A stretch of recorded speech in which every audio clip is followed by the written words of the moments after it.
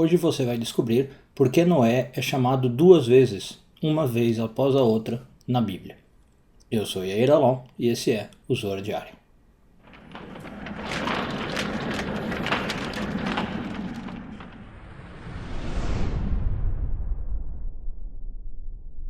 Essa semana continuamos lendo a porção de Noah e o Zohar, claro, então fala sobre a vida de Noé, sobre o dilúvio, sobre a arca.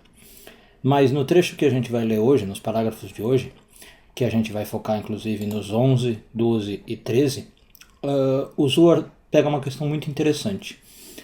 No versículo 9 do capítulo 6 do Gênesis, o nome de Noé aparece duas vezes, uma logo em seguida da outra, né? Como se falasse Noé, Noé, como se Deus estivesse chamando ele duas vezes. E o Zohar nota que isso acontece com outros personagens na Bíblia.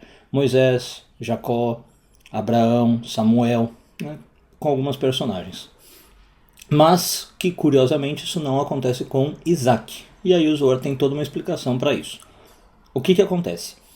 Nós temos duas almas, tá? Uma alma, não como se fossem duas almas, vou refazer minha frase, duas partes da alma. Uma parte da nossa alma, ela fica no mundo vindouro, e uma parte da nossa alma, ela fica aqui embaixo, no nosso corpo, né? É o que nos dá vida.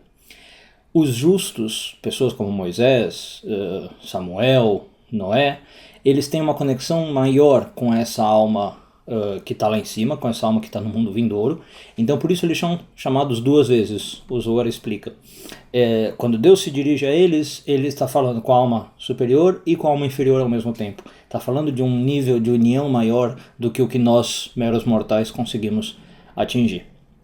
Bom, e aí uma pergunta que o Zohar faz é por que Isaac, por exemplo, que é um grande patriarca, não entra nessa, né? Abraão é chamado assim, Jacó é chamado assim, então pai e neto, né? Vô e neto, e o Isaac no meio fica faltando. Por quê?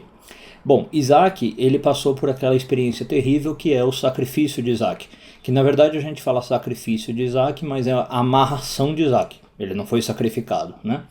E a Kabbalah explica que essa amarração tem a ver com o controle da linha da esquerda, da coluna da esquerda, feito pela linha da direita, pela coluna da direita que é Abraão.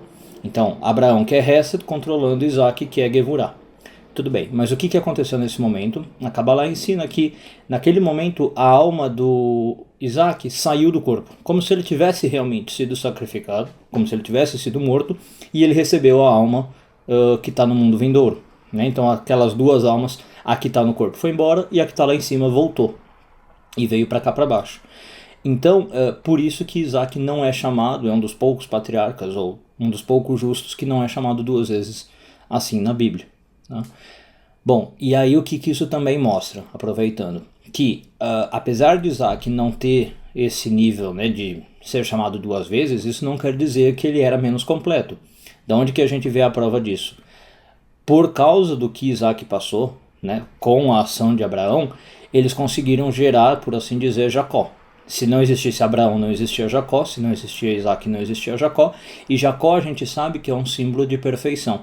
Em que sentido? Abraão é a coluna da direita, Isaac é a coluna da esquerda, Jacó é o equilíbrio entre eles. Né?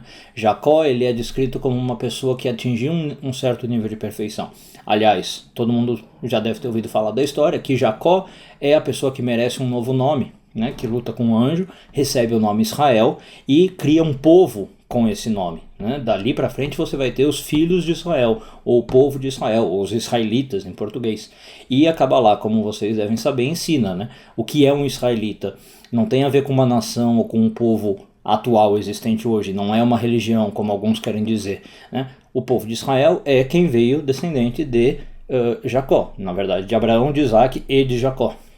Ou seja, pessoas que estão seguindo no caminho espiritual, tentando se conectar a Deus, conhecer o Criador, viver uma vida mais satisfatória, né, com mais realizações, mais significativa. Todas essas pessoas são Israel. Né? Elas fazem o mesmo processo que Jacó fez, elas tentam buscar esse equilíbrio da árvore da vida entre linha direita e linha esquerda, então elas merecem o nome Israel. Elas são chamadas de filhos de Israel. Um bom dia a todos.